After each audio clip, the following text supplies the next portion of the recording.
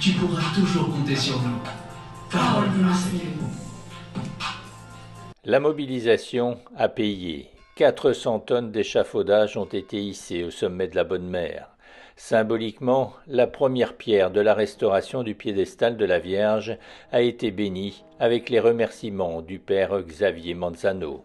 Quand il faut montrer son cœur, Marseille se rassemble, au-delà des clivages et des différences, et elle sait montrer son plus beau visage. Nous voici de nouveau unis et rassemblés maintenant pour la Bonne Mère qui a besoin de nous.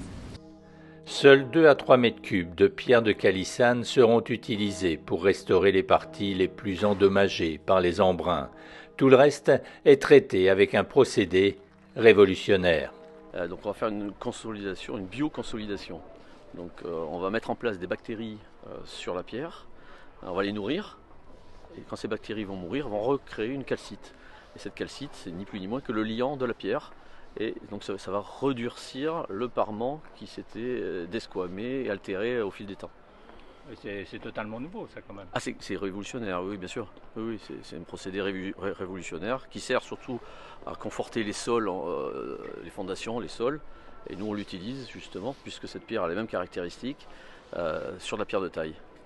Ces travaux, d'un montant de 2 800 000 €, devraient participer à l'aura de la Bonne Mère à travers le monde. Il y a un rayonnement de la Bonne Mère partout dans le monde, d'abord dans les siècles précédents, notamment parce que les missionnaires qui partaient en mission dans des pays lointains venaient prier souvent ici la Bonne Mère.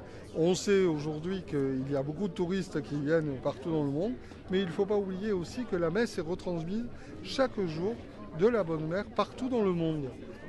Après la consolidation du parement, restera à redorer Notre-Dame de la Garde avec 40 000 feuilles d'or.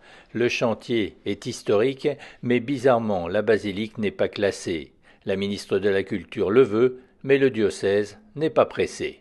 L'église de Marseille est toujours en réflexion, et au moment où la réflexion sera mûre, la nouvelle vous sera communiquée. Pour l'instant, on n'en parle pas. Pour l'instant, on réfléchit.